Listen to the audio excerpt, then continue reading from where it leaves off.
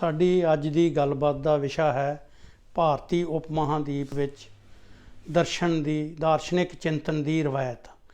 ਇਸ ਬਾਰੇ ਇਹ ਕਿਉਂ ਗੱਲ ਕਰਨੀ ਜ਼ਰੂਰੀ ਸਮਝਦੇ ਹਾਂ ਅਸੀਂ, ਕਿਉਂਕਿ ਆਮ ਤੌਰ 'ਤੇ ਧਾਰਨਾ ਲੋਕਾਂ ਵਿੱਚ ਪਾਈ ਜਾਂਦੀ ਆ ਕਿ ਦਰਸ਼ਨ ਦਾ ਵਿਸ਼ਾ ਜਾਂ ਫਲਸਫੇ ਦਾ ਸੰਬੰਧ ਕੁਛ ਗਿਣੇ ਚੁਣੇ ਧਿਆਨ 'ਚ ਵਲੀਨ ਰਹਿਣ ਵਾਲੇ ਕੁਝ ਬੁੱਧੀਜੀਵੀਆਂ ਦਾ ਵਿਸ਼ਾ ਹੈ। ਆਮ ਲੋਕਾਂ ਦਾ ਇਹਦੇ ਨਾਲ ਸੰਬੰਧ ਜਿਹੜਾ ਹੈਗਾ ਉਹਨੂੰ ਨਹੀਂ ਸਮਝਿਆ ਜਾਂਦਾ। ਇੱਕ ਦੂਸਰਾ ਪਹਿਲੂ ਇਹ ਆ ਕਿ ਦਰਸ਼ਨ ਬਾਰੇ ਫਿਲਾਸਫੀ ਬਾਰੇ ਸਾਡੇ ਮੁਲਕ ਵਿੱਚ ਬਹੁਤ ਸਾਰੇ ਭਰਮ ਪਾਏ ਜਾਂਦੇ ਨੇ। ਇੱਕ ਸਭ ਤੋਂ ਵੱਡਾ ਭਰਮ ਇਹ ਆ ਕਿ ਸਾਡਾ ਮੁਲਕ ਇੱਕ ਅਧਿਆਤਮਵਾਦੀ ਦੇਸ਼ ਆ, ਧਾਰਮਿਕ ਦੇਸ਼ ਆ, ਗੰਭੀਰ ਚਿੰਤਨ ਨਾਲ ਇਹਦਾ ਕੋਈ ਸਿੱਧਾ ਸੰਬੰਧ ਨਹੀਂ। ਇਸ ਵਾਸਤੇ ਅਸੀਂ ਇਹ ਜ਼ਰੂਰੀ ਸਮਝਿਆ ਕਿ ਇਸ ਵਿਸ਼ੇ 'ਤੇ ਗੰਭੀਰ ਜਿਹੜੀ ਗੱਲਬਾਤ ਉਹ ਸ਼ੁਰੂ ਕੀਤੀ ਜਾਏ।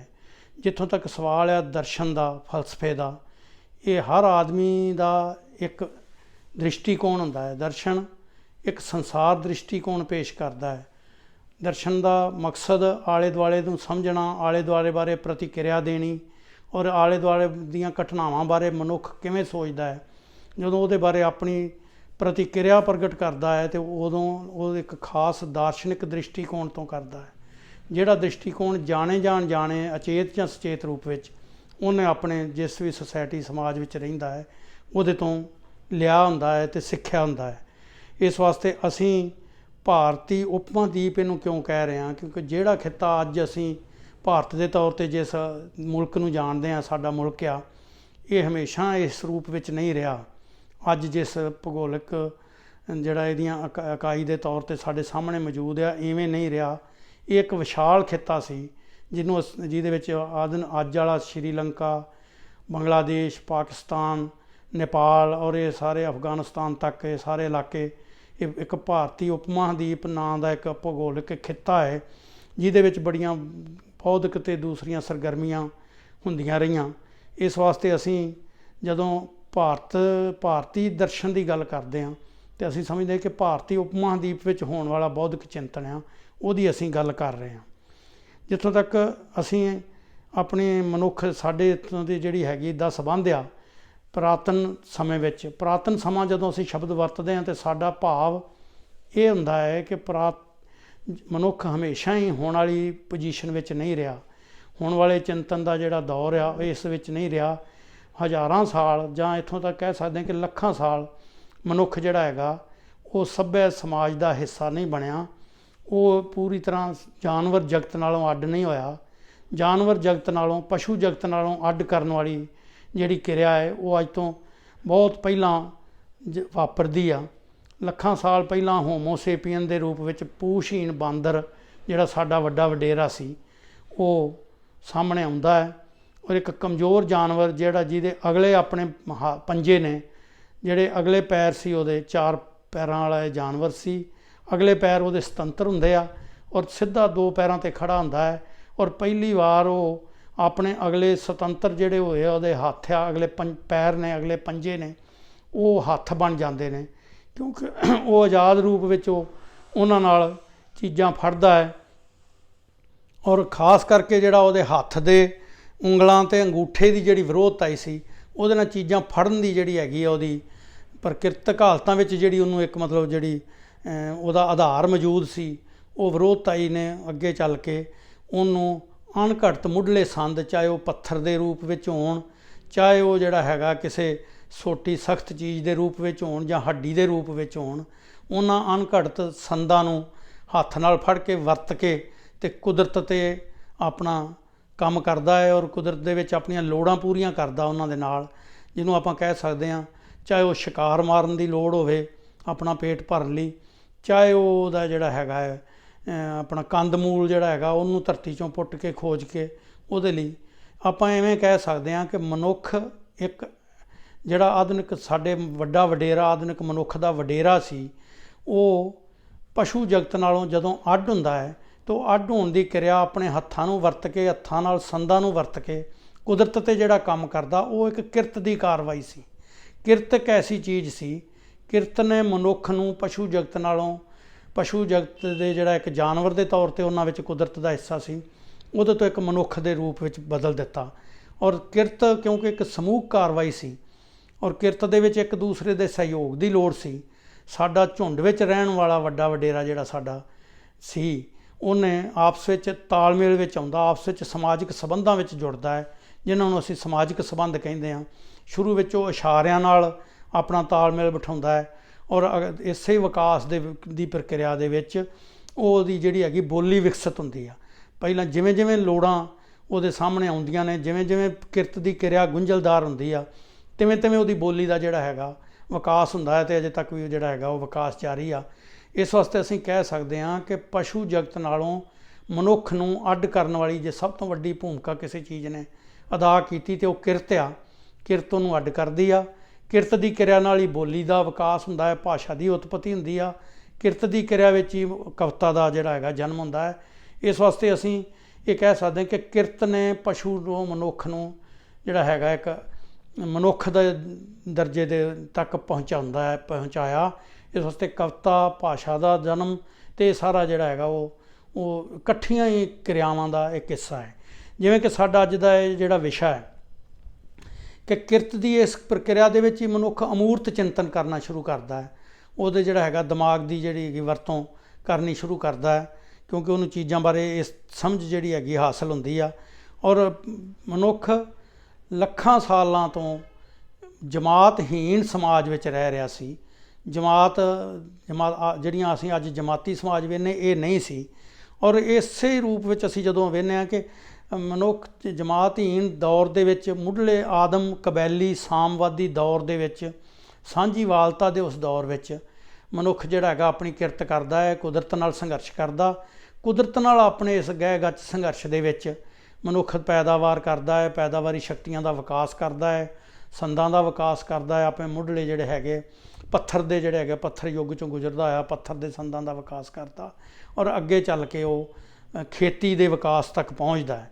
ਔਰ ਇਹ ਸਾਰੇ ਵਿਕਾਸ ਦੇ ਦੌਰਾਨ ਇੱਕ ਐਸੀ ਸਟੇਜ ਆਉਂਦੀ ਆ ਜਦੋਂ ਮਨੁੱਖ ਵਾਧੂ ਪੈਦਾਵਾਰ ਕਰ ਲੈਂਦਾ ਹੈ, ਇੰਨੀ ਪੈਦਾਵਾਰ ਕਰ ਲੈਂਦਾ ਹੈ ਕਿ ਉਹਦੀ ਸਾਰੀ ਵਰਤੋਂ ਤੋਂ ਉਹ ਇੱਕ ਕਿਸਮ ਦੀ ਵੱਧ ਪੈਦਾਵਾਰ ਕਰ ਸਕਦਾ, ਅਤੇ ਉਹ ਆਧਾਰ ਤਿਆਰ ਹੋ ਜਾਂਦਾ ਸਮਾਜ ਦੇ ਵਿੱਚ ਕਿ ਉਹਦੇ ਵਿੱਚ ਉਹ ਜਮਾਤਾਂ ਵਿੱਚ ਸਮਾਜ ਵੰਡਿਆ ਜਾਂਦਾ। ਕੁਝ ਐਸੇ ਲੋਕ ਨੇ ਜਿਹੜੇ ਵਿਹਲੇ ਰਹਿ ਕੇ ਉਹ ਜਿਹੜਾ ਵਾਧੂ ਪੈਦਾਵਾਰ ਦਾ ਜਿਹੜਾ ਹੈਗਾ ਉਪਭੋਗ ਕਰ ਸਕਦੇ ਨੇ, ਔਰ ਉਹ ਇੱਕ ਜਮਾਤ ਪੈਦਾ ਹੋ ਜਾਂਦੀ ਆ।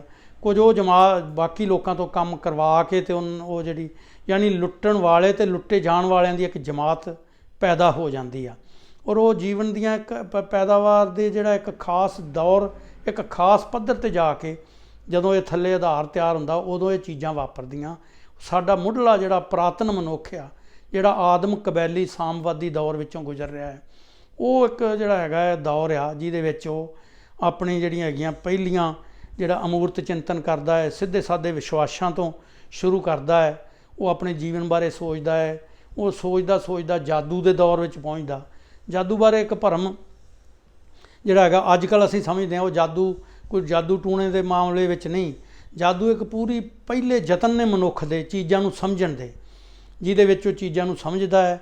ਉਹ ਆਪਣੀ ਜਿਹੜੀ ਪੈਦਾਵਾਰ ਦੀ ਕਿਰਿਆ ਹੈ, ਆਪਣਾ ਜਿਹੜਾ ਉਹਦੇ ਜਿਉਂਦੇ ਰਹਿਣ ਦੀ ਜਿਹੜੀ ਉਹਦੀ ਸੰਘਰਸ਼ ਆ, ਉਹਦੇ ਵਿੱਚ ਜਾਦੂ ਇੱਕ ਐਸੀ ਚੀਜ਼ ਹੈ ਜਿਹਦੇ ਨਾਲ ਉਹ ਰਿਹਰਸਲ ਕਰਦਾ ਹੈ। ਉਹ ਆਪਣੀ ਪੈਦਾਵਾਰ ਦੀ ਕਿਰਿਆ ਦਾ ਅਭਿਆਸ ਕਰਦਾ ਹੈ। ਅਭਿਆਸ ਕਰਦਾ ਉਹ ਕੁਦਰਤ ਨੂੰ ਆਦੇਸ਼ ਦਿੰਦਾ ਹੈ। ਉਹਦੇ 'ਚ ਆਪਣੇ ਕੁਝ ਅਮੂਰਤ ਚਿੰਤਨ ਕਰਦਾ ਹੈ, ਜਿਹਦੇ ਨਾਲ ਅੱਗੇ ਜਾ ਕੇ ਇਸੇ ਜਾਦੂ ਵਿੱਚੋਂ ਵਿਗਿਆਨ ਦੀ ਅਤੇ ਜਿਹੜੀ ਹੈਗੀ ਆ ਧਰਮ ਦੀ ਜਿਹੜੀ ਹੈਗੀ ਆ ਉਤਪਤੀ ਹੁੰਦੀ ਆ। ਉਹਦੇ ਵਿੱਚ ਮਨੁੱਖ ਆਪਣੇ ਆਲੇ ਦੁਆਲੇ ਬਾਰੇ ਜਿਹੜਾ ਹੈਗਾ ਚਿੰਤਨ ਕਰਦਾ ਹੈ। ਜਾਦੂ ਦੇ ਦੌਰ ਤੋਂ ਅੱਗੇ ਚੱਲਦਾ ਮਨੁੱਖ ਧਰਮ ਦੀ ਮੰਜ਼ਿਲ ਤੱਕ ਪਹੁੰਚਦਾ ਹੈ। ਧਰਮ ਦੀ ਮੰਜ਼ਿਲ ਤੱਕ ਪਹੁੰਚਣ ਲਈ ਥੱਲੇ ਆਧਾਰ ਤਿਆਰ ਹੋ ਚੁੱਕਾ ਜਮਾਤੀ ਸਮਾਜ ਦਾ।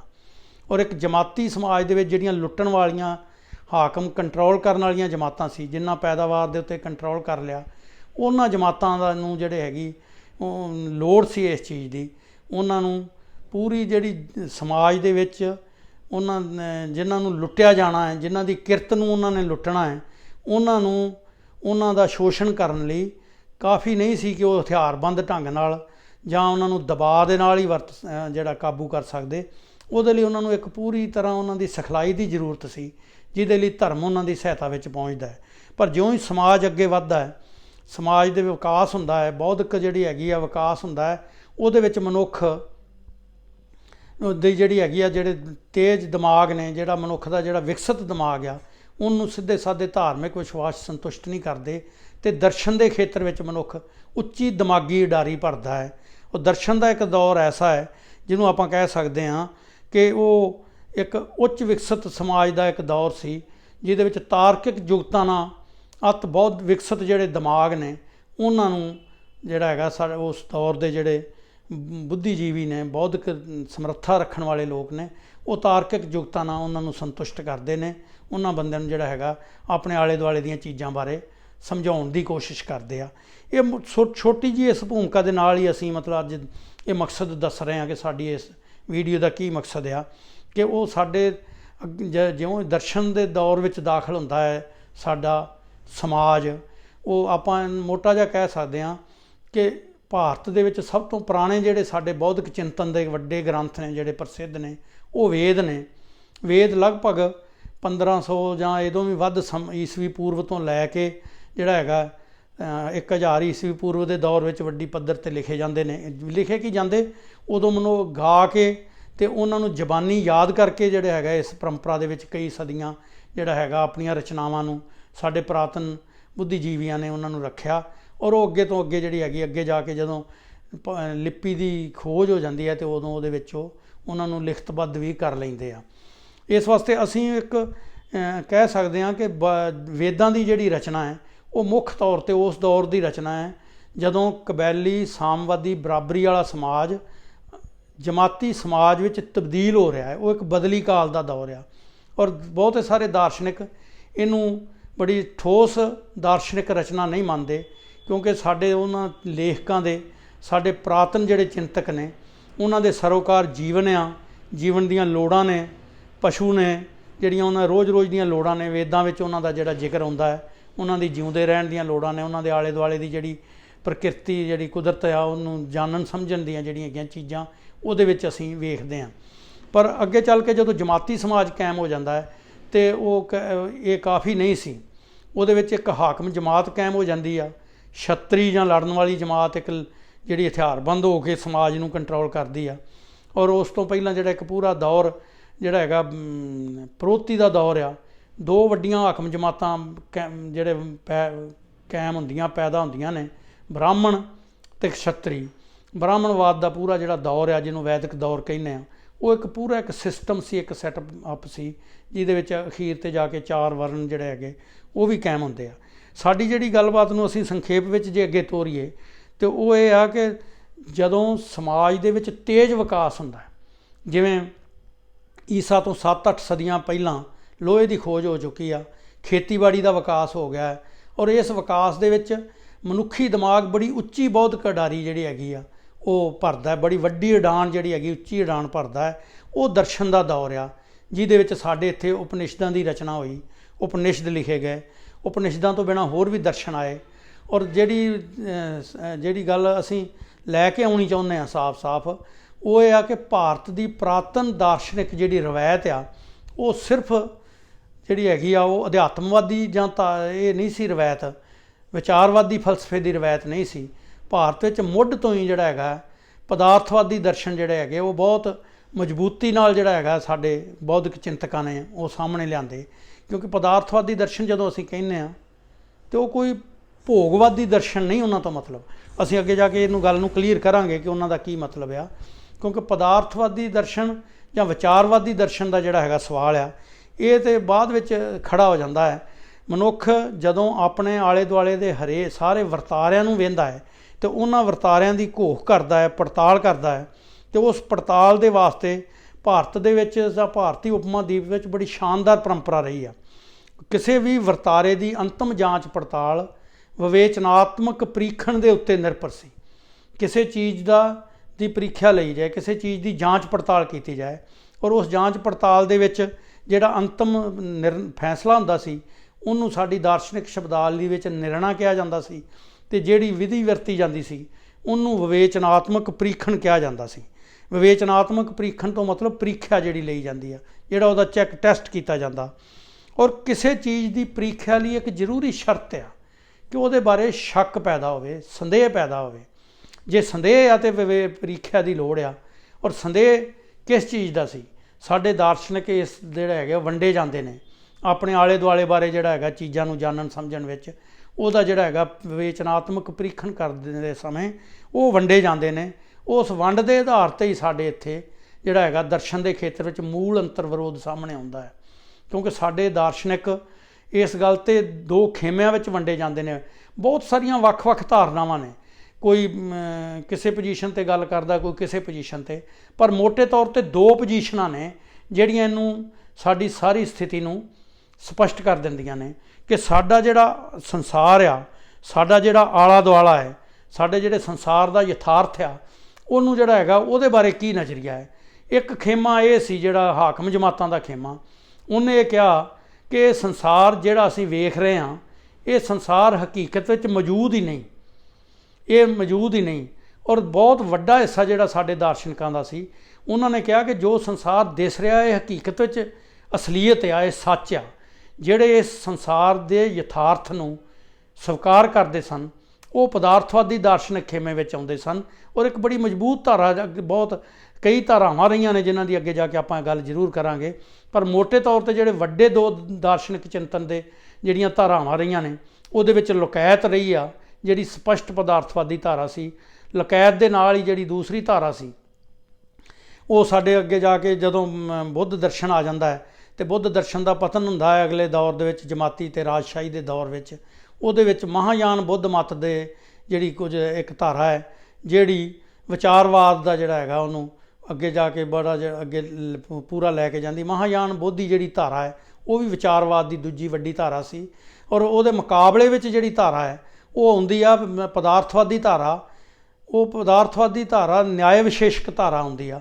ਔਰ ਇਸ ਤੋਂ ਵੀ ਪਹਿਲਾਂ ਪੁਰਾਤਨ ਸਮੇਂ ਵਿੱਚ ਉਪਨਿਸ਼ਦਾਂ ਦੇ ਦੌਰ ਵਿੱਚ ਵੀ ਸਾਂਖ ਦਰਸ਼ਨ ਜਿਹੜਾ ਉਹ ਵੀ ਨਾ ਪਰਮਾਤਮਾ ਦੀ ਹੋਂਦ ਨੂੰ ਮੰਨਦਾ ਹੈ, ਲੁਕਾਇਤ ਵੀ ਪਰਮਾਤਮਾ ਦੀ ਹੋਂਦ ਨੂੰ ਨਹੀਂ ਮੰਨਦਾ, ਔਰ ਨਿਆਏ ਵਿਸ਼ੇਸ਼ਕ ਵੀ ਜਿਹੜੇ ਹੈਗੇ ਪਰਮਾਤਮਾ ਦੀ ਹੋਂਦ ਨੂੰ ਨਹੀਂ ਮੰਨਦੇ ਔਰ ਇਸ ਹਕੀਕੀ ਸੰਸਾਰ ਦੀ ਹੋਂਦ ਨੂੰ ਸਵੀਕਾਰ ਕਰਦੇ ਨੇ।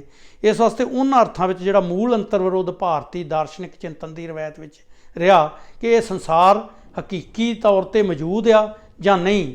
ਜਿਨ੍ਹਾਂ ਨੇ ਕਿਹਾ ਇਹ ਸੰਸਾਰ ਦੀ ਹਕੀਕਤ ਸੱਚ ਅਤੇ ਅਸਲੀ ਆ ਉਹ ਪਦਾਰਥਵਾਦੀ ਖੇਮੇ ਵਿੱਚ ਆਉਂਦੇ ਆ। ਜਿਨ੍ਹਾਂ ਨੇ ਕਿਹਾ ਕਿ ਇਹ ਮਿੱਥਿਆ ਸੰਸਾਰ ਆ, ਇਹ ਜੋ ਕੁਝ ਅਸੀਂ ਵੇਖ ਰਹੇ ਸਾਡੀ ਗਿਆਨ ਇੰਦਰੀਆਂ ਦਾ ਭਰਮ ਆ, ਉਹਨਾਂ ਨੇ ਇਹਨੂੰ ਜਿਹੜਾ ਹੈਗਾ ਵਿਚਾਰਵਾਦੀ ਜਿਹੜਾ ਹੈਗਾ ਦਰਸ਼ਨ ਦੇ ਤੌਰ 'ਤੇ ਸਾਹਮਣੇ ਲਿਆਂਦਾ। ਔਰ ਵਿਚਾਰਵਾਦੀ ਦਰਸ਼ਨ ਦੀ ਧਾਰਾ ਉਪਨਿਸ਼ਦਾਂ ਦੀ ਧਾਰਾ ਹੈ। ਉਪਨਿਸ਼ਦ ਜਿਨ੍ਹਾਂ ਨੂੰ ਵੇਦਾਂਤ ਕਿਹਾ ਜਾਂਦਾ, ਮਹਾਯਾਨੀ ਬੌਧ ਮਤ ਆ, ਔਰ ਅੱਗੇ ਜਾ ਕੇ ਅਦਵੈਤ ਵੇਦਾਂਤ 7ਵੀਂ 8ਵੀਂ ਸਦੀ ਵਿੱਚ ਆਉਂਦਾ ਹੈ। ਔਰ ਪਦਾਰਥਵਾਦੀ ਧਾਰਾਵਾਂ ਵੀ ਬਹੁਤ ਵੱਡੀ ਗਿਣਤੀ ਵਿੱਚ 3 ਧਾਰਾਵਾਂ ਦਾ ਅਸੀਂ ਜ਼ਿਕਰ ਕੀਤਾ। ਔਰ ਸਾਰੀ ਭਾਰਤੀ ਦਾਰਸ਼ਨਿਕ ਚਿੰਤਨ ਦੀ ਰਵਾਇਤ ਵਿਚਾਰਵਾਦੀ ਦਰਸ਼ਨ ਅਤੇ ਪਦਾਰਥਵਾਦੀ ਦਰਸ਼ਨ ਦੇ ਵਿੱਚ ਸੰਘਰਸ਼ ਦੀ ਰਵਾਇਤ ਆ।